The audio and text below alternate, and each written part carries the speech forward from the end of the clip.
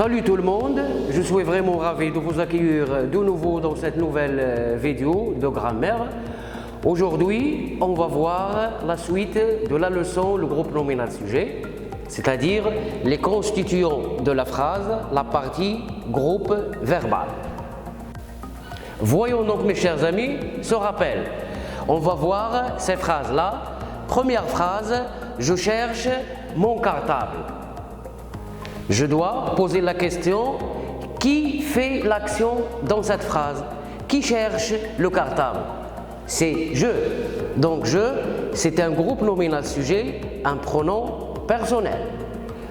Le deuxième exemple, les garçons jouent au ballon. Qui joue au ballon? Ce sont les garçons qui jouent au ballon. Donc, les garçons, c'est un groupe nominal sujet, un nom commun. Farid révise ses leçons. Qui révise ses leçons? C'est Farid bien sûr qui révise ses leçons. Donc Farid, c'est un groupe nominal sujet, un nom propre. Le dernier exemple, les élèves de ma classe chantent une chanson. La question que je dois me poser, c'est qui chante une chanson? Ce sont les élèves de ma classe qui chantent une chanson. Donc, les élèves de ma classe, c'est le groupe nominal sujet, un groupe de mots.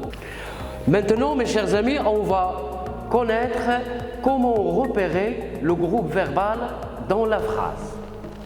Voyons cette formule. La phrase est égale à un groupe nominal sujet plus un groupe verbal. Maintenant, on va prendre ces exemples-là pour bien démontrer. La première phrase, l'oiseau chante. C'est une phrase minimale. Il se compose d'un groupe nominal sujet et d'un verbe. Pour connaître ou bien pour identifier le groupe verbal dans la phrase, je vais poser la question quoi? L'oiseau fait quoi? L'oiseau chante. C'est une phrase minimale qui se compose d'un groupe nominal sujet et d'un verbe. Le deuxième exemple, l'oiseau chante sur l'arbre. L'oiseau fait quoi? L'oiseau chante sur l'arbre. Donc, chante sur l'arbre, il répond aux questions du sujet. Donc, chante sur l'arbre, c'est un groupe verbal qui se compose d'un verbe et d'un complément. Voyons cet exemple. L'oiseau a de jolies plumes.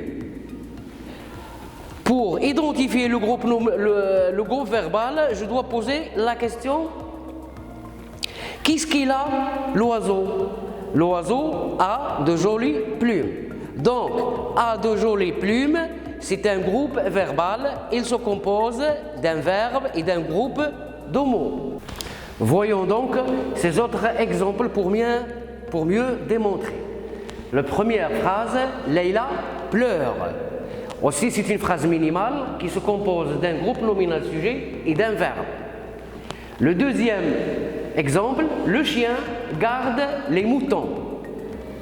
Je dois poser la question, le chien garde quoi ou bien le chien fait quoi? Le chien garde les moutons. Donc, garde les moutons, c'est le groupe verbal de la phrase. Il se compose d'un verbe et d'un complément. Le dernier exemple, Covid est une maladie contagieuse. Le groupe verbal dans cette phrase, il se compose d'un verbe qui est le verbe d'état, le verbe être, et une maladie contagieuse, c'est un groupe de mots. Récapitulons mes chers amis, le groupe verbal peut être un verbe seulement, ou bien un verbe plus un complément, quoi que ce soit, un complément d'objet direct, un complément d'objet direct, ou bien un complément partitif. Le dernier cas, le groupe verbal peut être aussi un verbe plus un groupe nominal. Mes chers amis, notre séance d'aujourd'hui vient d'achever. À la prochaine, Inch'Allah. Merci.